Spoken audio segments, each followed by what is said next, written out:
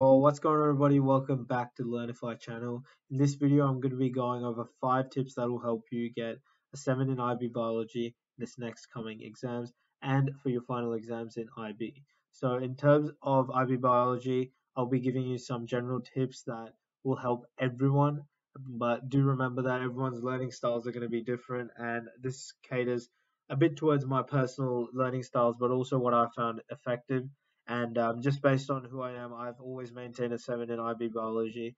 I started off doing SL biology, got sevens. I switched to HR biology, got sevens. Didn't get below that ever, so I am a bit of a credible person. I even did 4 HLs and meantime got sevens as well for IB bio. So this is substantiated. I'm going to be teaching you guys how you can do that as well coming in 2024. All right, so with the first tip, what I want you guys to do is to treat IB biology differently in terms of um, not think of it as so much as a memorization subject, but also trying to go for understanding. Now, IB biology tends to be very content heavy, and because of that, a lot of people think of it as a very memorizing oriented subject, and that is quite true. But what helped me study more effectively was to try and understand topics we did instead of trying to memorize each individual part, because that makes your studying a lot more separated and not really well flowing in your mind, if you know what I mean. Let me give you an example. Say you're studying the carbon cycle, right? For me, I knew the carbon cycle because it's kind of obvious. Like if you look around, it sort of makes sense how when you burn stuff, carbon's released, you see smoke, that stuff. But I feel like what some of my peers did, they try and memorize like diagrams, but I try to understand them and draw a diagram myself. And this was much more effective in terms of study than trying to memorize as some of the other people did. The next tip is going to be something that you've been told very often for your subjects, and that's not to cram. And I was a crammer for IB biology. If you guys have seen my video on how to get a 7 in IB maths, I mentioned how you can cram, but for IB biology, because it's so content heavy, I don't recommend cramming. For me, I tried to cram by going into like summary notes and stuff, and that was helpful. But I think that if I didn't have some understanding from previous weeks, it would have made it way too difficult for me to cram. So don't try to cram last minute. Try to stay on top of your studies. But if you do fall behind, that's not the end of the world. You can cover like let's say you're doing 6 topics for your exam in school. Then if you covered 4, then you can probably study 2 topics the night before. You might not be doing too well in that, but you can just hope that those topics don't come up too much in the exam. But like that for the final IB, you're gonna have for HL students, what's that, like 11 topics or 12? Um, you don't want to be cramming all 12 like the day before. So make sure you guys don't have to cram and are staying relatively on top of your studies. This next step is very important in terms of your study for not just IB Bio but any IB subjects. Do questions, preferably from past papers. Yeah, a lot of students, what they'll do is write down notes. This is something I didn't do at all for my IB journey. I didn't take notes, and that's a bit different. I'll go into that if you guys do want me to in a different video. But how I studied without taking notes, and I think that it's something you guys could do as well. But we'll go into that later, but basically do questions, because when you're doing questions, what you're doing is you're applying the knowledge you have in your head, and when you apply it, it's going to be more consolidated. So let me explain. In terms of what most students do, they'll write notes in IB Bio or any other subject and just read over them over and over again.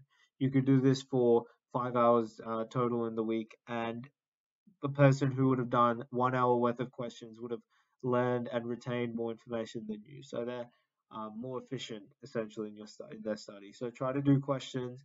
Um, I remember before my finals, like a week before, I was starting to do like MCQs in these websites, and I remember the MCQs helped me a lot. And with doing past papers of course are the exact same style as the IB exams that you're going to sit, so it'll help you become more comfortable with the type of questions that there are and boost your confidence for the exam. Yo, has Christmas come early? Tip number 4 is 2 tips combined as one, just for you guys, my Learnified viewers. So, paper 2 tip is to learn the DBQs. Now, DBQs, I hated them. Nobody likes the damn DBQs. but they're going to be about 12, I think, or 16 marks out of your final paper in paper two. So try to get those marks. And what I mean by learning DBQs, look at mark schemes, man.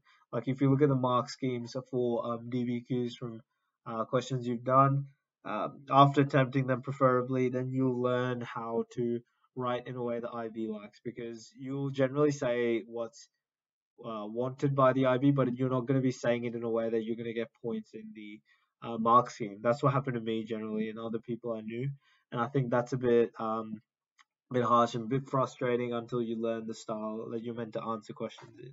But in terms of paper one, since it is MCQ, the process of elimination gets slept on way too much. Let's think about it this way, right? You have four questions, right?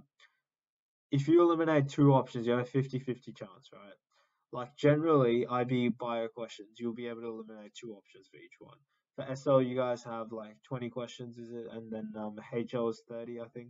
Um, 50% is obviously not the goal. You try to get higher, but I'm saying for the questions you're really stuck on, just try and eliminate. And you can do this by taking a pencil or highlighter and just crossing it out. And this will help you, believe me. Like there were times where I thought questions were impossible. Because the content is not really something we covered. Well, to a necessary depth, at least in school. Maybe we were meant to, but I just started using the process of elimination, and boom, there's one option left. Sometimes you can get one option, sometimes there's two, and you can guess which one seems better. And I think this is a very underrated, underplayed tip for your paper ones. This next tip is very important in terms of consolidating your memory. And IB biology, like I said, you do need to have understanding as a basis, but there are some things you genuinely will have to just memorize in IB bio. And for these memorizing information you need to memorize, I recommend spaced repetition.